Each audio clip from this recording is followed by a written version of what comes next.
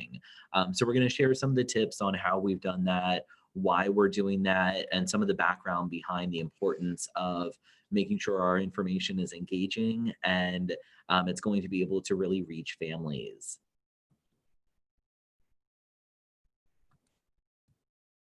There we go.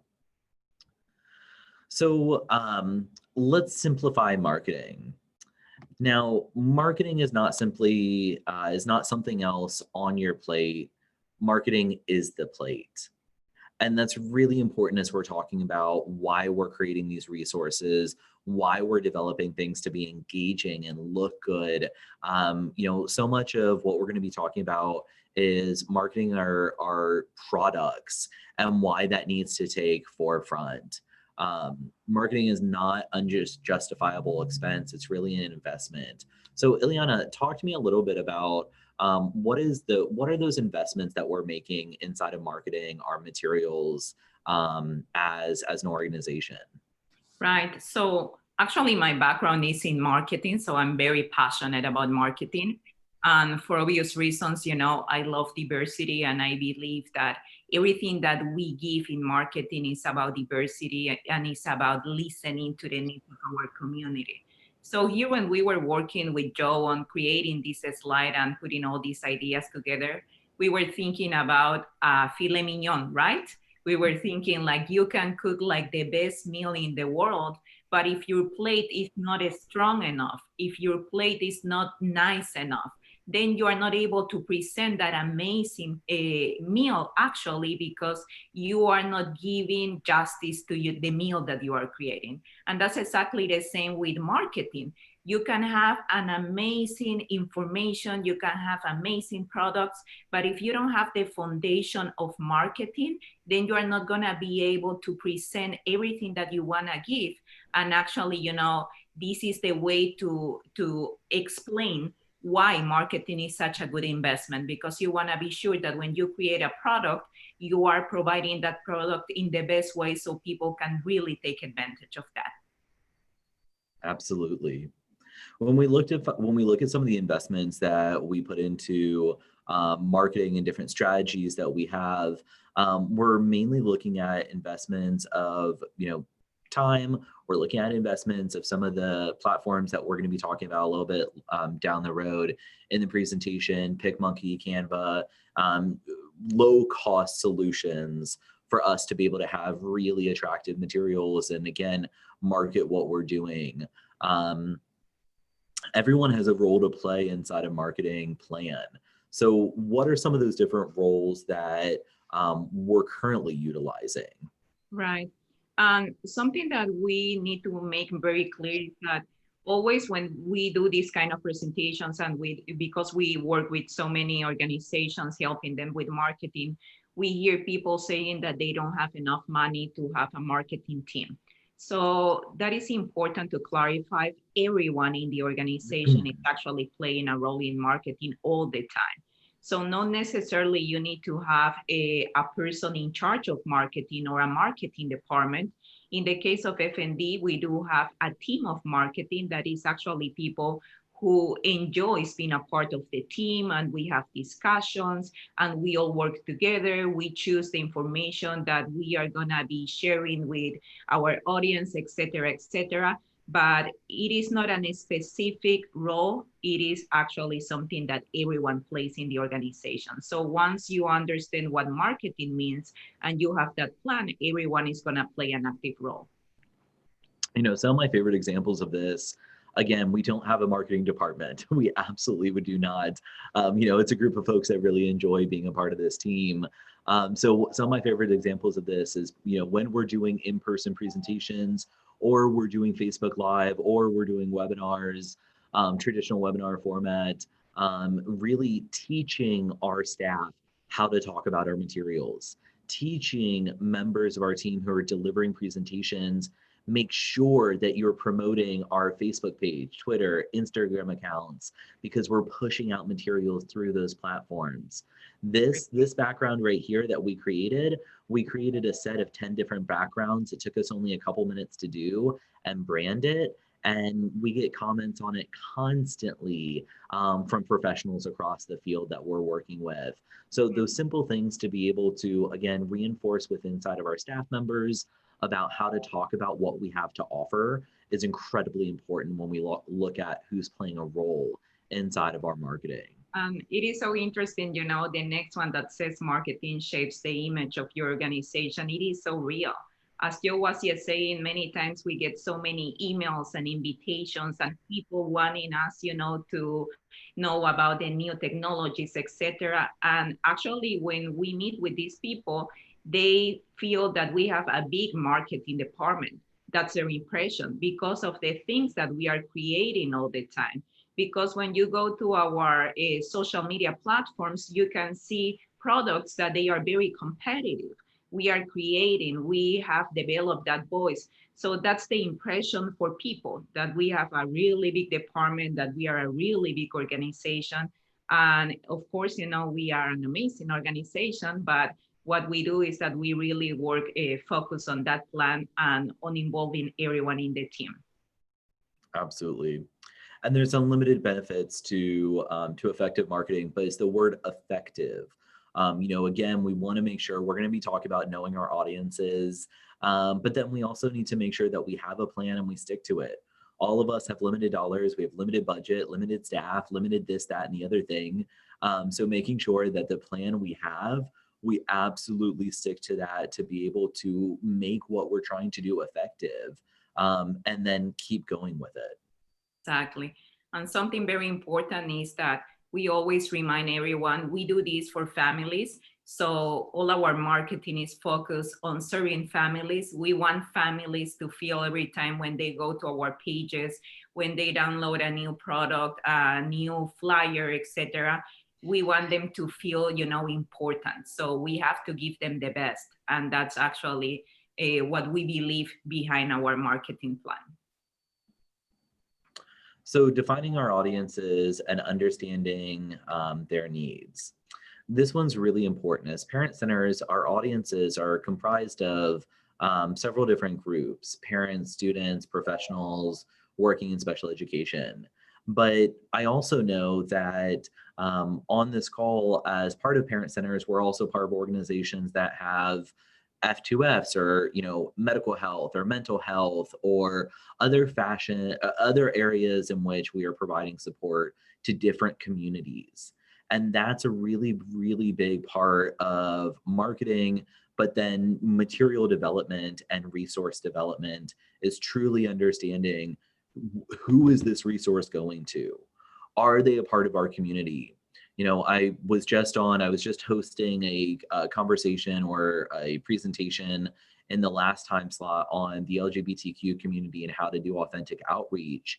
And I think it's incredibly important that one of the things that we've strived for inside of FND when we are creating new materials that are family friendly is making sure that families see representation of themselves in our materials.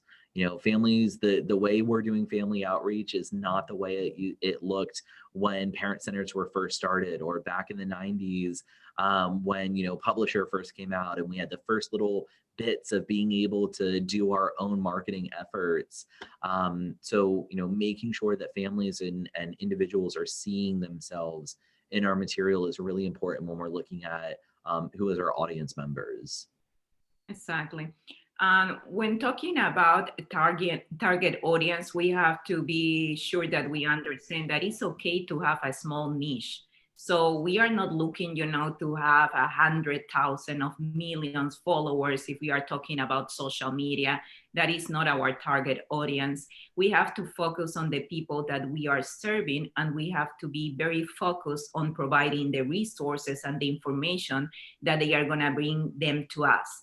So that is super important when we think about the target audience. Again, the niche is extremely important. And we don't have to be scared, about talking to this community directly. So as Joe was saying, it's important to think about representation, to think about diversity, to look around and work with family leaders, with parents leaders in the community, to partner with other organizations and be sure that we are serving everyone. Something else about the audience is that we may not have representation inside the organization. Not every organization has the privilege to have, someone who speaks Spanish or someone who speaks Creole or someone who speaks another language. But we can build those resources working again with families, with people in the community to be sure that we listen and we understand the needs of our communities. If we don't know our audience, then we don't know how to attract them. So it is the very, very beginning to actually be successful when we think about providing resources. So what information do your programs currently send out? What is the expectation you have for that information being used or understood? And I think this is really the foundational question we asked ourselves as an organization when we started this whole process, right? We were sending out these massive documents on social media. We were emailing links to families of technical assistance papers that are written for academics and legal jargon and just way over folks' heads, or the documents are 40, 50 pages long. And, I've heard from so many families again and again and again, I'm not able to read through this. I don't have the time. I don't have the availability. I want to be involved in my child's education, but this material, this resource isn't helping. So we really took a step back and looked and said, okay, how are we going to align our information derived from really high quality sources, but align that to where it's going to make sense to families, right? And that's really where we started with the process of breaking down information into easy to understand infographics for families, into one pagers. But then there are other documents that we'll send out to some professionals that we've created into booklets, or we've created into guides that are longer and more complex. So again, it's who is your audience and what's the true goal that we're hoping to get out of sending out this document and sending out this link. Right. Something that I really like inside the organization is that many times our CEO says, we don't do this to mark a box. We don't do this, yes, for saying like we did it, or we completed that, or we disseminated 1 million pieces of information. We do it because every time when we are disseminating something, we are giving a family the opportunity to understand something new and actually become those advocates that we want to see working for the best of our children with disabilities. So we have to always keep that in mind. We may have an amazing document written, by whoever, is the best expert in best practices and MTSS, et cetera, et cetera. We can post that link. And if we post that link and people, the families that we serve, they don't have the ability to actually process that information, digest that information, and apply that information, those resources, they don't have a value for them. So we have to take the time, and going back to the investment, we have to invest the time, because sometimes it's not easy. Sometimes it is a lot of work to have to go through 40 pages, for, go through 20 pages from the last Q&A from the Department of Education. But we do it. We do it, and we break that information in pieces, because again, our goal is to give something that families can use, can digest, can understand, and can apply immediately for helping their children. So I really liked this image. As again, as we were putting this presentation together, we've heard this a lot, especially during COVID, when everything is digital and everyone wants to send out all of this information about so many topics. The flood of information that swamps me daily seems to produce more pain than gain. And, I have to tell you, I've actually unsubscribed from a number of different groups, from, Facebook groups. I've unsubscribed from email lists. I've unsubscribed from a lot because I was just getting flooded with information, and the amount of information people thought was appropriate to put in a single email was just, it was too much. And so I disconnected from those. But I took a really deeper look at who I was receiving my information from. How are they portraying it? How are they delivering it to me? And was it digestible? And then those are the groups that I ended up staying with and wanted to engage with. Exactly. Something very important to consider is also that when we are talking about families, and I'm actually the mother of 2 children with Down syndrome, and I do understand how difficult it is to get all this information.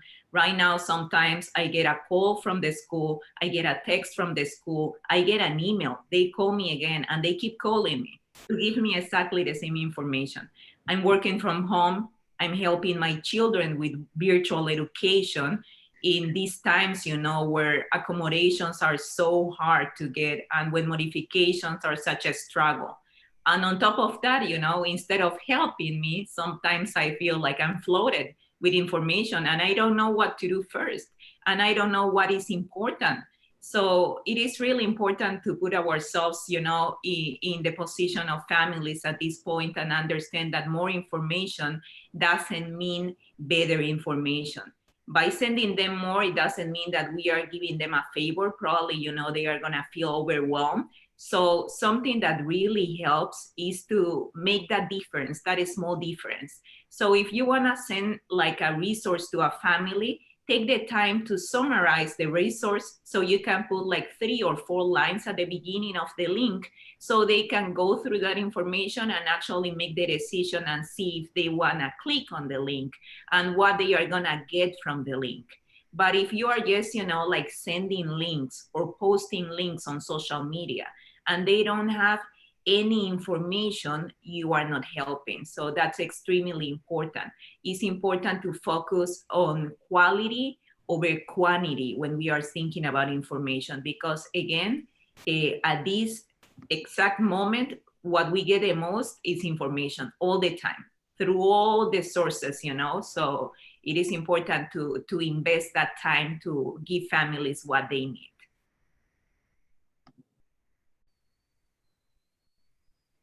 So strategies to develop content. We talked about determining your target audience just in general for your organization. But anytime that we're actually creating a resource, I mean, this should be second nature. Anytime we're creating a resource, we should understand who is this targeted to.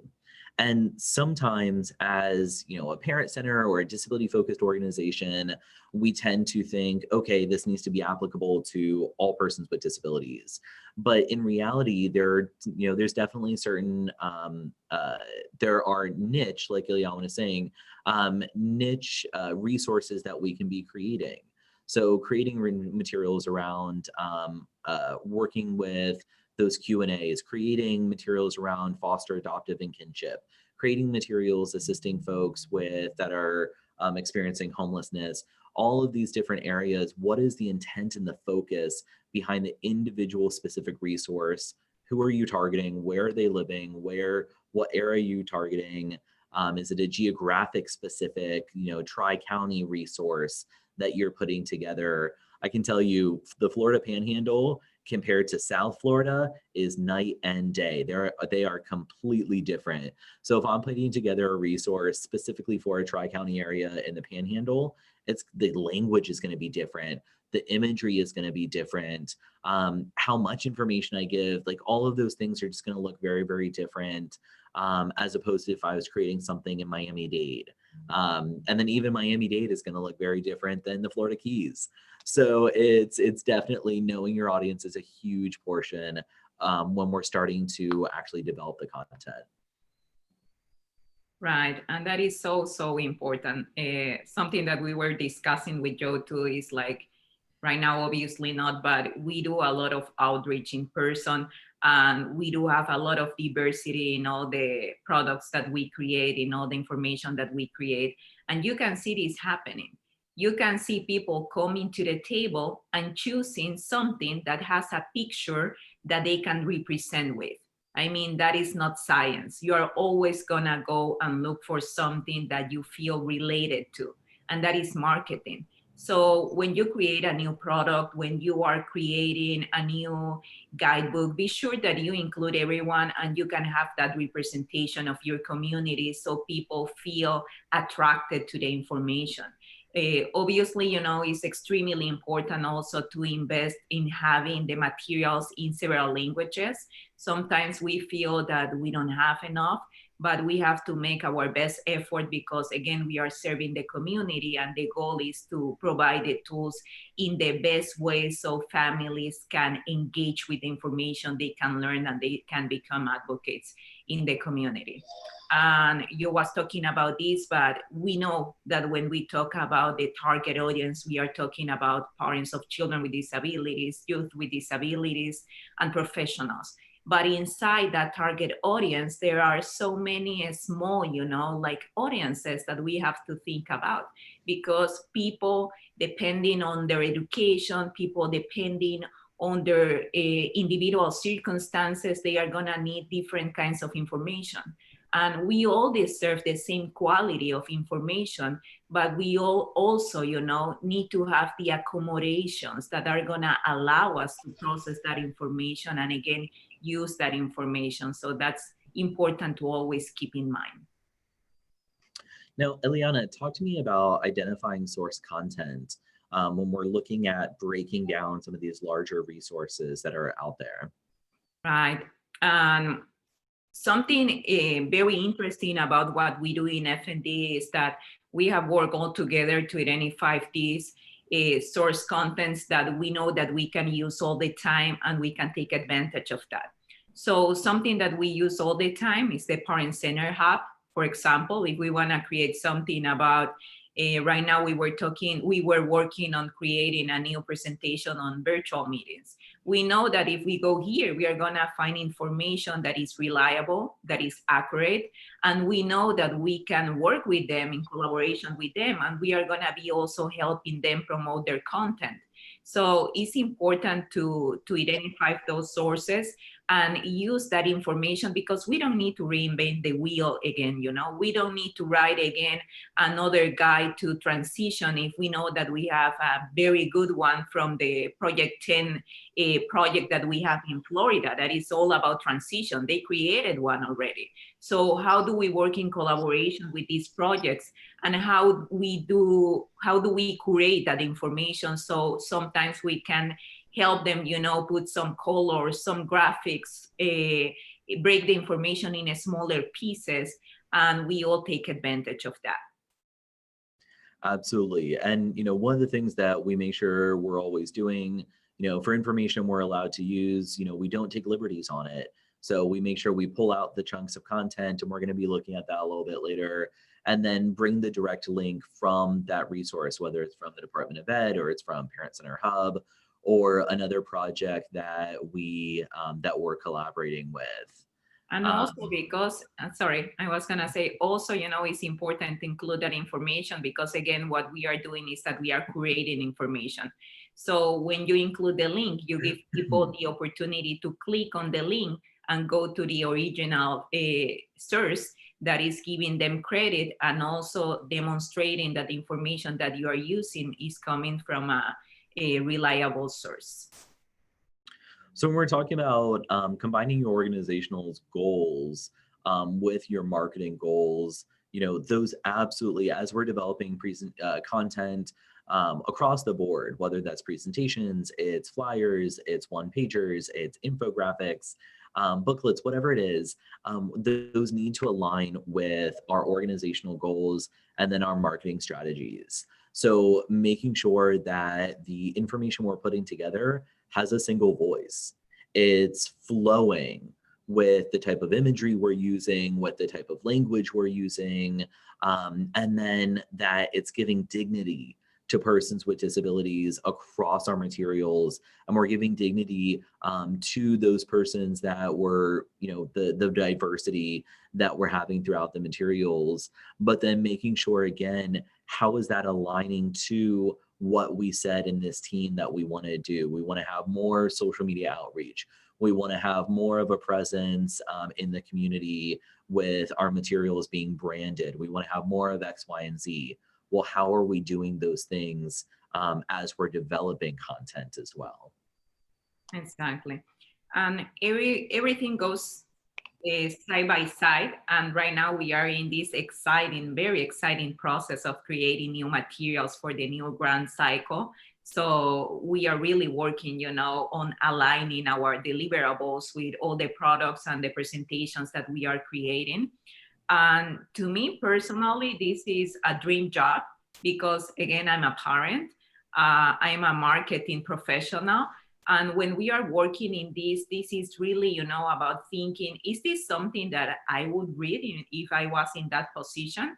Inside FND, we are all families of children with disabilities, or we do have a disability. So always when we are creating something, then going back to having that team that is passionate about giving and about listening to families, we always give them the opportunity to actually give us feedback. And we have to stay, with our minds open to actually hear from the experts. We were just working with Joe on this new product that is about Black universities for students with disabilities, for youth with disabilities. And we went back to our people inside the organization to ask, what do you think about this? Do you feel represented by the pictures? What else do we need? Because again, we are doing our best to create something, but we are not the community. So it's super, super important to do that. So you can combine your organizational goals with your marketing goals, but you can always be sure that you are really representing the voices that you want to serve. So it's really going back to the vetting of your materials, and how are we vetting those materials when we talk about cultural diversity. In the last session I was in on LGBTQ outreach, we were talking just about that, about vetting our resources. So once we've developed something or a resource that a community member has developed, sending that off to parent leaders that are inside of that community and that represent that community, to really give authentic feedback about how it represents our, again, the goals that we're trying to reach through that product. And I think the last one is also important to mention, connecting your goals to social media. Your social media platforms are basically the face of your organization at this point. We know that people go to your social media first than going to your website. We know that they are gonna find your Facebook page or your Instagram page probably first, than anything else. We know that the Google search is gonna take them there. So be sure that these platforms that you use all the time, these social media platforms, they really talk about who you are as an organization. You wanna be sure that they are aligned to your goal as an organization. You wanna be sure that when people go, they know what you do just by looking at the information that you have right there. Because if people go, and they find something else, a meme, I don't know, information about something that is not related to special education, they are gonna get confused. And probably they are not gonna go deeper and they are not gonna contact you. But if they go and they find information about the news, about the new Q&A from the Department of Education, if they find, this easy information about how do I sign my child's IEP in times of COVID, et cetera, they know that you are the right person. They know that you are the right organization. So that is also very important to keep in mind when we talk about aligning social media to our goals as an organization. So creating your materials. This is the fun part. So it's all fun, but this is the really fun part. So when we're looking at platforms and programs for creating resources, there's a variety that we can use.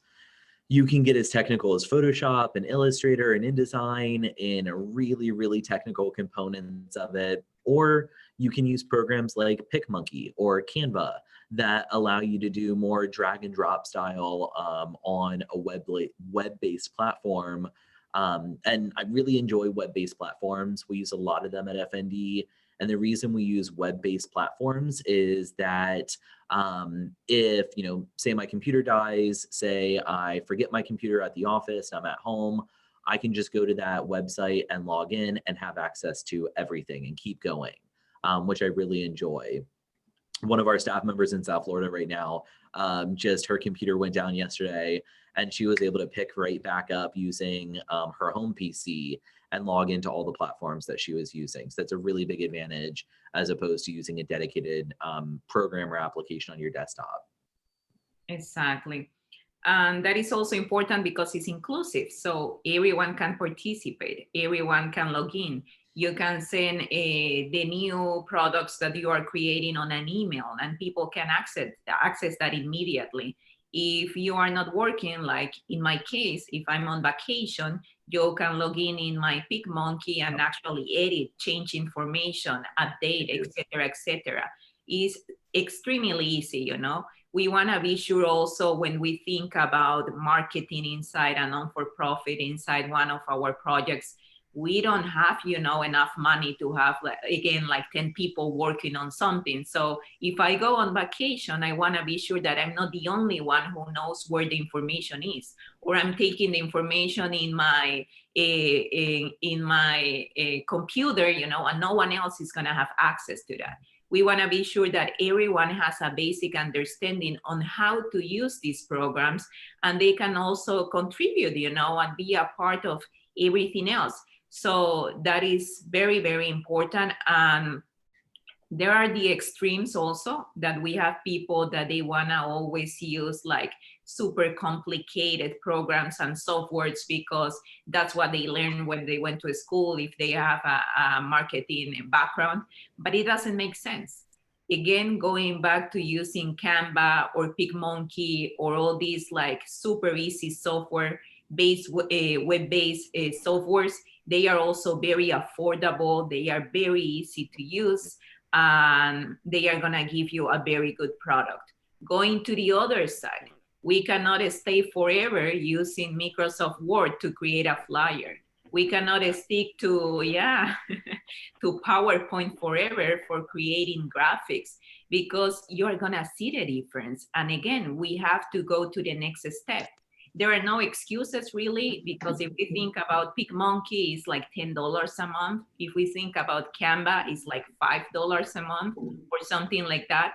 So for a very small investment, we are gonna be able to provide something very nice, very good looking, that again is gonna attract more clients, more families to us, and we are gonna be giving them something good, you know, some very good quality product.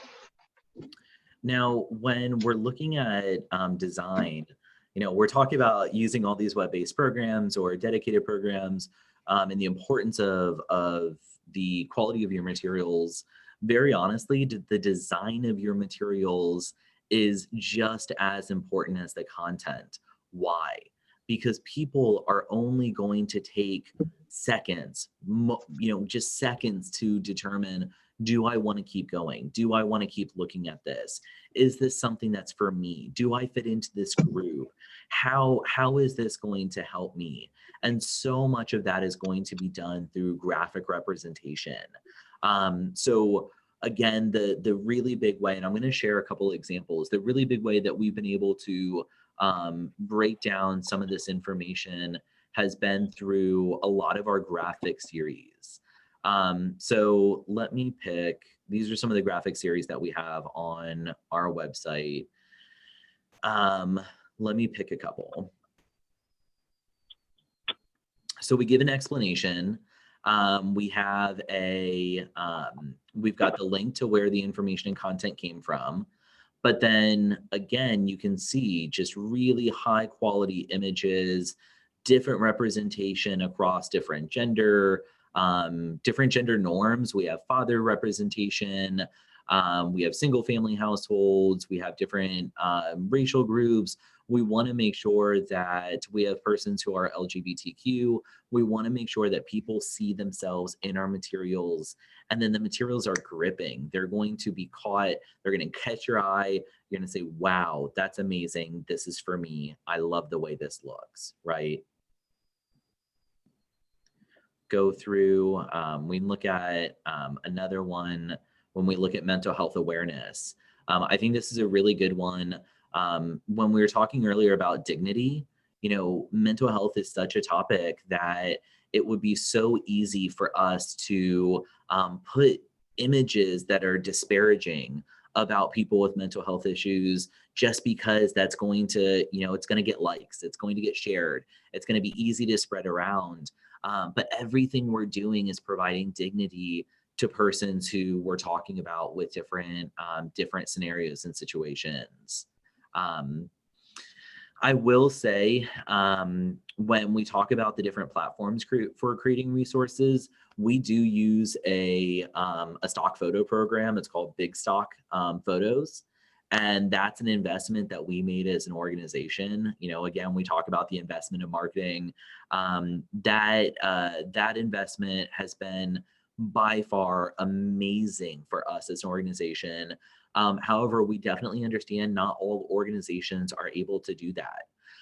One of the things that I've seen nonprofits do really successfully, and it might be a little bit more difficult during COVID, but once that's over, something I've seen nonprofits do super successfully is working with local working with local photographers and asking them to donate time to do a photo session of families that we're working with.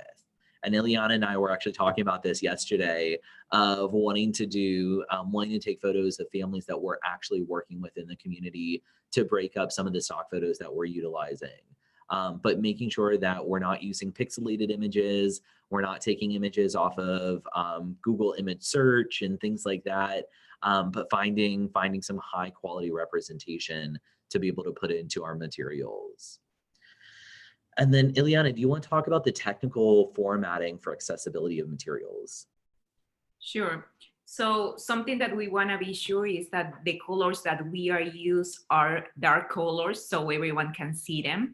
We have to be very respectful about that. Also, there are so many things that we learn like every single day, because again, it is such a good thing to have such a diverse staff and such a diverse team inside FND, because we have people with different needs. So we know that when they take a look at the products that we are creating, we are gonna get that feedback. Like that color, is really hard to see. For me, who I have like an impairment to actually see, it has been hard. When we are talking about accessibility, something that we are just doing consistently is that we are creating all the products also in PDF with accessibility. So people can actually click on the links that we are gonna be posting in there. They can use like reading software so they can have access to the information. Closed caption when we are talking about videos. Accessibility is like really, really extends.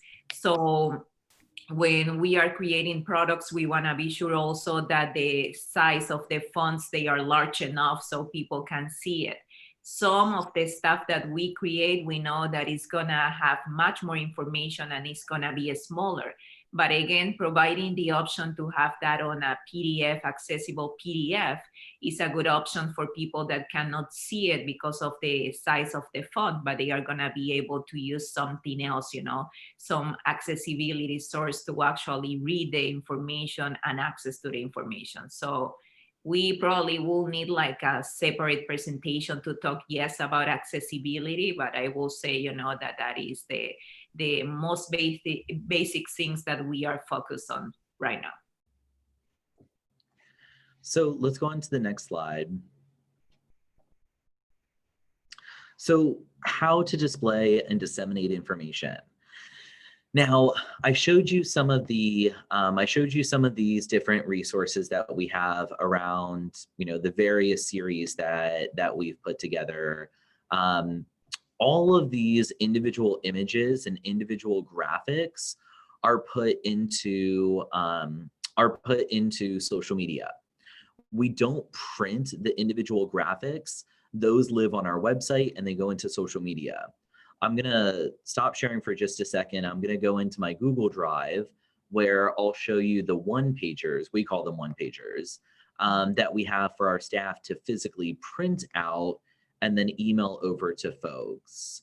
Something else, while Joe is looking for that information, you can see that every time when we create something, we are branding that. We use the FND logo, and you're always gonna find the logo in one corner, and you're gonna find also in so many, in the one pagers, information on how to contact us. So we are giving information, but at the same time, we wanna be sure that people know how to reach out, to us, so they can get the one-on-one support. So that's another very important component. And again, we had a couple questions in the chat box. All of these graphics were created using PicMonkey. We weren't using Photoshop or Adobe Illustrator or InDesign. They were all created by PicMonkey. So again, these are the one-pagers. So all of those collections that we had of the individual infographics, we create into a one-pager, and then we print these out and we take them to resource fairs, and we email them to families. And it gives a more holistic view of the information without drowning them out and without giving them information overload. And then again, our contact information is here because we want them to come back to us. We want this to be a SIP and them come back to us for us to provide more information, more detailed content. But then again, you're always going to see that link of where we got the information from. And that one that you were showing, the one about the IEP meeting, for example, this is such a good example on how to help families understand something like an IEP meeting. If you give families like a booklet, or if you give them like a plain print about what an IEP is supposed to be, probably they are not going to feel attracted about that. We are talking again about families of children with disabilities, that they are super busy. They don't have much time. They are stressed. They need to know. So when you give them something that is this visual, you can tell, that it's much easier to actually go through the information. There is a reference from the law in here. So you're giving them the information, but you're also giving them important tools, because we actually tell families, you can use this when you go to your IEP meeting, and you can show this to the team if you want to ask a question, because you don't need to learn this, memorize this to be able to advocate for your child. You can bring this piece of information and say like, hey, I got this from my PTI, and they told me that actually I can ask you about this. And this is a good conversation. This is a positive conversation, and this is collaboration. So this is really what we want to achieve to every time when we create these, pieces of information. Absolutely. And again, we want to make sure we look at diversity, we look at representation, we want to make sure all persons are represented inside the content. And then just easy to understand that 1, 2, 3, 4, 5, 6, 7, numbering things, making it very, very easy and digestible. I love this graphic. I love the communication ladder and helping families understand, so often families go from 1 to 100 and, okay, I need to contact the ESE director for the county before I ever spoke to the IEP team or the principal or, along those lines. So this has been extremely well received by even when you are in the line, with a family, it has happened to me that they are very upset, and I tell them like, I'm sending you a link. Can you click on that right now? And they open the link, and the conversation changes immediately, because, I'm trying to explain you something, but you are upset right now. But you are seeing something that is going to help you understand the process, that is going to make you understand that, yes, I want to help you. But so I can help you, you have to understand how to do it right. So they can really help in so many ways. We talk all the time about, our children with disabilities and how important it is to use visuals with them. I think that really applies to everyone at this point. When you see something visual, it really facilitates communication, and it can really create that bridge of communication when we are talking about a family who may be stressed. And then the last place of how to display and disseminate information. I mean, we've been working, all of us have been working with community partners since PTIs were founded and created. But one of the big differences here, and we're going to talk about a little bit in the next couple of slides as well, is how you're viewed in partnership. How are other organizations shifting their lens of who you are as a company, who you are as an organization, and the value you're bringing to through your materials and through the resources that you're creating. So that's again one of the big reasons that we're branding everything. We're doing it very smart. We're creating these high quality resources and then working with others in our community. We worked with the first one I came up with right here.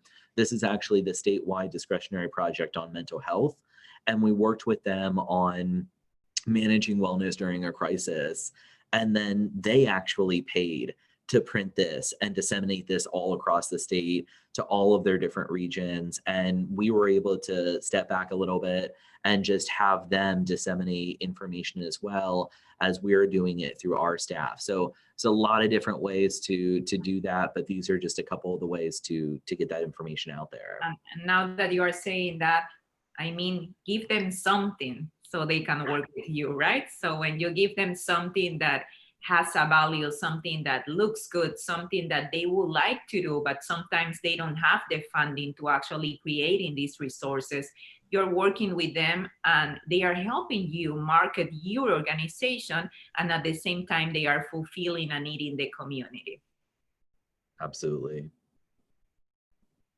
So becoming the first source, so what are some of the benefits of creating family-friendly information resources?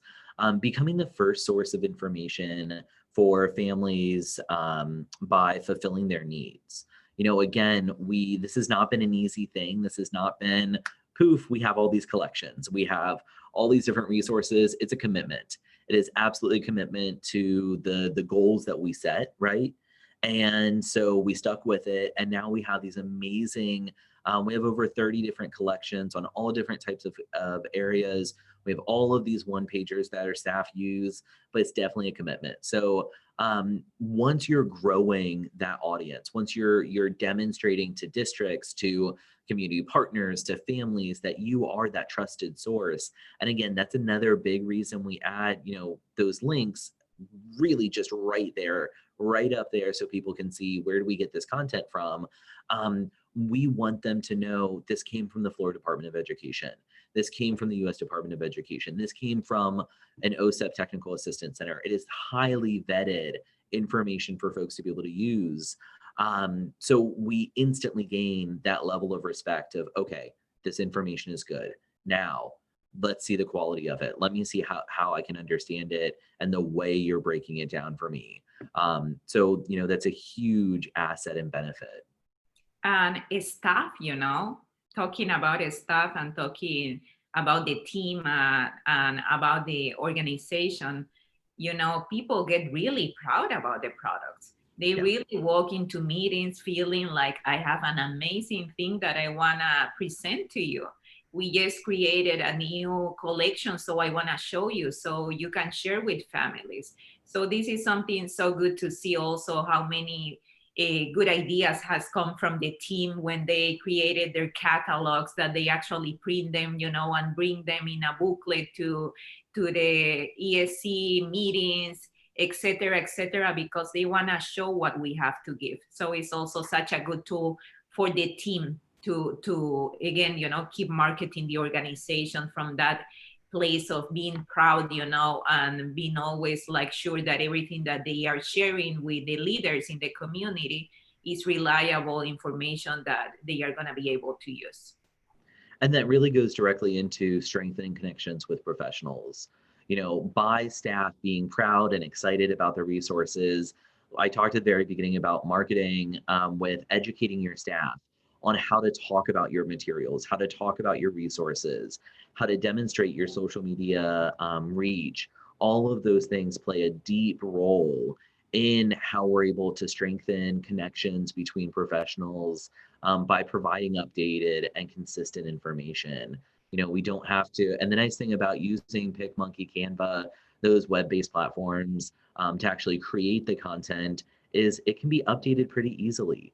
It doesn't have to be that one person who has Photoshop on their computer or InDesign, or maybe it was Jill who left, 6 months ago and no one knows either where the files are, or how to edit them. Again, it's doing that updated and consistent information. Right. And something I think that we see all the time in the community at this point, again, you were saying it didn't happen overnight. It has taken, like probably a couple of years for us to be here now and be the organization to go when people want a new resource or they want to know about something new. But right now we can hear all the time people saying like, oh, you can call F&D. They probably already created, the graphic. Now with the Q&A, the last one from September 28th, that was about a provision of services for Part B in times of COVID. Actually, Joe called me and he's like, did you see that? And I'm like, yeah, I'm working on that.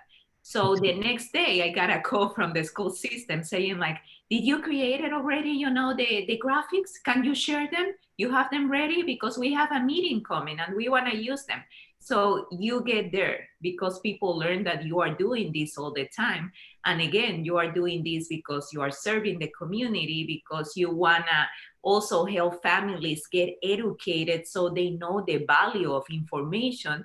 And you want to get, those calls from families asking for information.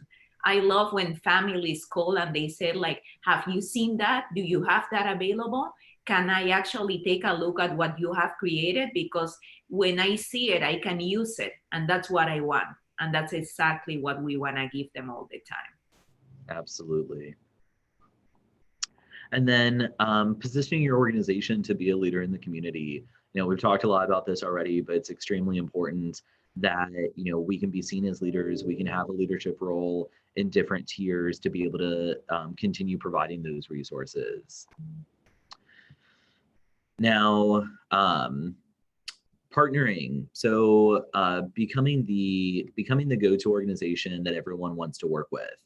And we really spent a good amount of time talking about this, but working with community partners to help maximize their resources by creating accessible material. So we've done this a whole bunch of times. When we're working with a transition organization, Florida has a lot of different discretionary projects through the Department of Education that we collaborate with on a consistent basis. And we've seen time and time and time again where, as we've been creating content, we want to work with the experts, right? So we're going to reach out to one of our discretionary projects and say, hey, would you want to work with us on creating this product? And we'll work on the content together. We'll make sure it's all ironed out. And then we'll be the ones that create those graphics, that the graphics that we'll post to social media, and then we'll create that one pager that we can print out for resource fairs. We put their logo nice and big, we put our logo nice and big, and then everyone's got branding and it can be used immediately. That is a huge benefit. Eliana was talking earlier about, give your partners something. And this is one of the best ways to be able to do that. Another way is taking or utilizing, with their permission, utilizing one of the resources that one of your partners put together. Maybe it's a little bit more dense or heavy on text. And, we all know that, we all see that. But again, what's our goal? Families having information that they can use. So reaching out to them and saying, hey, this is my idea, this is my thought. What do you guys think about turning this into a graphic series? Or turning this into an easy to read one pager, using some of those preloaded themes or preloaded designs from Canva or PicMonkey, so you don't have to recreate the wheel there either. And then breaking up and seeing what they think. Exactly, because probably when you see all the resources that we have, you're probably thinking like, oh my God, they have so many different resources and that has to be hard to achieve. It is because, again, it has taken a long time to actually have all these collections, but there are so many easier ways to make this happen. And as you were saying, when you use something like Canva, you can use the same template.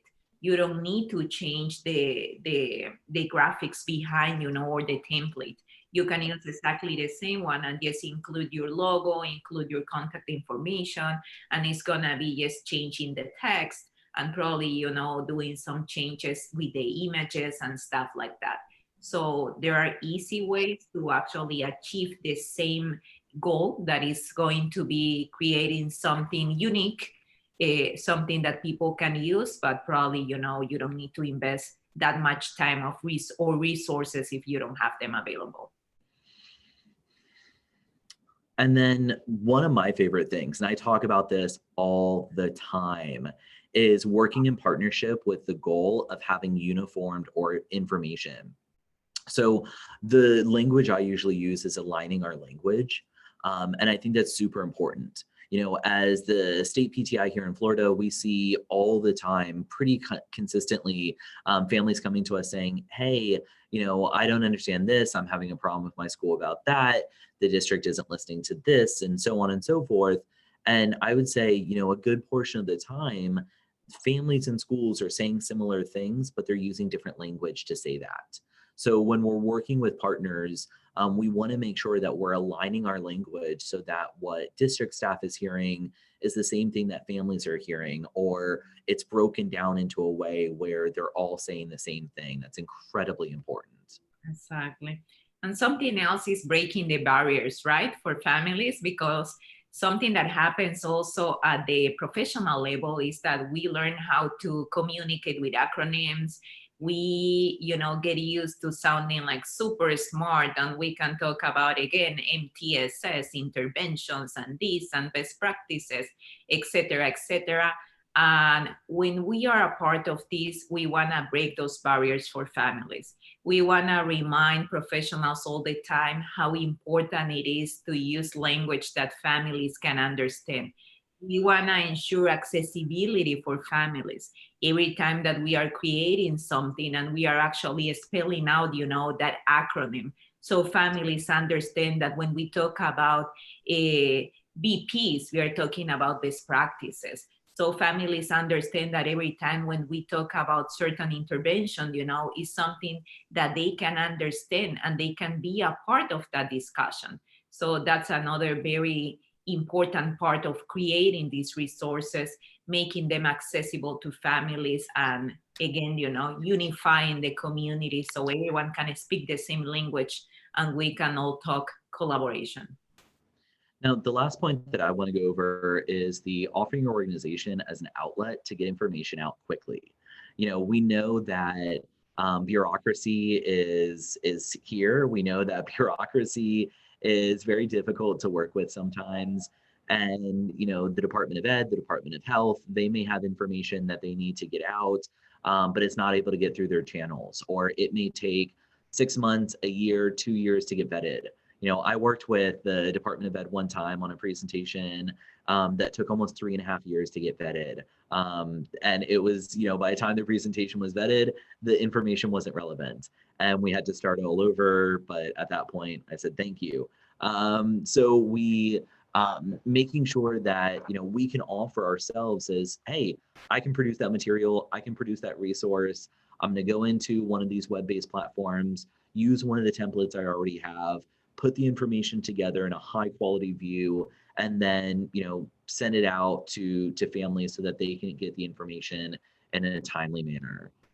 You know, that's definitely been, that's again been one of those ways we've been able to position ourselves that we can connect with more families. You know, doing that, we're getting referrals from the Department of Ed, from discretionary projects, a lot more consistently, because again, we're offering something up to them as well. So I think this is the point where we're going to open it up to some questions. We have just a couple minutes left before the presentation is over. And if you guys have any questions, we're going to, we've been answering some of the questions in the chat box as we've been going. So if you have any questions, please feel free to type it into the chat box. One person asked, is Google a web-based platform? The answer is yes, which is great. And some examples, Google Drive. We use Google Drive inside FND actually. And as Joe was saying, sharing about yesterday with this staff member that her computer wasn't working. That's why we use Google Drive, because we can access all the information from any computer with our login information. So yes. Kristen LaRosa said we've photographed and spotlighted families we work with for fundraisers and our conferences. It's always well received. Absolutely. Are you doing any, so we just got a question. Are you doing anything with TikTok? Any advice on attracting younger crowds through Instagram? So this is the part that you really want to think back to. Why are we using this? What are we doing? How does this align to our goals? So platforms like TikTok and Snapchat and even Pinterest, like those types of things, let's think about what is the goal? Why are we reaching out? Yes, younger people use those platforms, but it's not a medium that we can send out information through and have that received. Folks aren't using those mediums to seek resources and information. They're used much more in an informal setting. So we put all of our resources into Facebook, Twitter, and Instagram. If you look at Pew data, that's where people are still. So that's where we're looking at. It's not to say that we're not looking at other resources, but we through Instagram, and Eliana can talk about this. Through Instagram is where we're putting a lot more of our imagery and getting a younger connection. Yeah, and still people, all ages of people, they are going for information to Facebook, still Instagram and Twitter. They don't go to TikTok for information. So it is something that can work. We know that there are some TikTokers right now that they are giving some education, but you have to have a voice for TikTok. You need to know how to dance and do a lot of stuff that we don't do yet. But that's important, to think about that.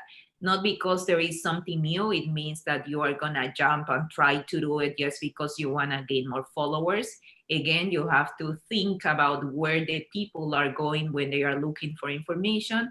If you wanna try one of these platforms, you have to have a plan to be safe, to be sure that it works, to be sure that it's aligned with your goals. And I think most importantly, in the case of our community, we want to be sure that we are giving information in platforms where they are going to be respected, and that you can ensure that it's not going to turn into something else. And I think that's a big risk of TikTok and Snapchat, because they have been created for other reasons, not specific to deliver information.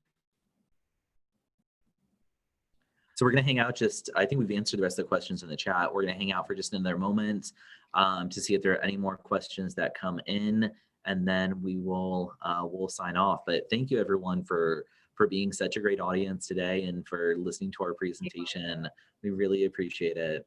I did put our contact information for both myself and Eliana inside the chat box. Feel free to copy and paste that into a Google Note and reach out to us with any questions that y'all might have. I know whenever I'm looking at these presentations, there's so much going on that all my questions come afterwards. So feel free to reach out at any time. So if I may, I just wanted to remind everyone to please complete the evaluation. It's in the WOVA app under conference, the homepage. I think you have to click survey, session feedback, and this is 5C. So please, they want to hear your feedback. Please go ahead and do that when you're done. Great. And everyone, this is recorded. A couple of people had asked that question. All the sessions during this conference have been recorded, and you'll, I'm sure you'll be notified as to where you can find the recording, but everything is being recorded. So we have a question from Jen. Do you find PowerPoint slides with 2/3 pictures and 1/3 content helpful? So that's really all about imagery. Really does look at adult learning style. When we go through some of the content, we want to make sure that again, people are able to see content and images that match the text that we're sharing. So we have bulleted point information. We try to break down our information in easy to understand bullet points. And then inside of the note section of the PowerPoints, it's pretty extensive. And then we also do staff trainings on our presentations, and we'll record those staff trainings. And we use a Google Doc that has all of the links to our presentations, all the links to the presentation, the presentation notes, the presenter notes, and then the staff training video. So it's kind of all inclusive. And we've gotten great feedback about the design of our presentations. And then in terms of staff being able to deliver that, we have a number of different resources for them to learn that content, and then those bulleted points just to remember what they're touching base on. Would you change the format if it was live versus versus on screen or virtual? So not really. I mean, some things are going to change. So if we're doing a presentation live, it's definitely going to be less content, or it's going to be less time, I should say. Our typical in-person presentations are about an hour 15. And then the webinars that we host, or the virtual presentations that we host, are traditionally around 30 to 40 minutes. And that's because, you know, we're looking at research for everything. So research is showing that that's going to be a little bit more of a sweet spot, and we're going to lose some attention when we go past that point. Right. And something else is that it also depends on what you are presenting. Probably if we do something like this live, it's going to be very similar because it's very interactive and we are talking about something that we are discussing. But if we are talking about IDA specifically, probably it's going to be delivered in a different way. So it also depends on the presenter, you know, on the ability of the presenter to engage with the audience, et cetera, et cetera. There are so many factors involved when we think about, you know, the difference of doing something live and doing something recorded, right? Yep. All right, well, we are at our time. So thank you so much, everyone, for being here, and we hope to talk to y'all soon. Bye. Bye.